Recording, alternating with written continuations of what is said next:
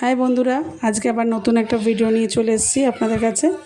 Ludo ফ্যামিলিতে আপনাদের স্বাগতম। দেখুন, লুডো আজকে সকালবেলা আমাকে নিয়ে প্রচণ্ড ব্যস্ত, কেন মায়ের সাথে খেলবে। এখন ওর সাথে খেলতে হবে। ওর এখন হ্যান্ডশেক করছে।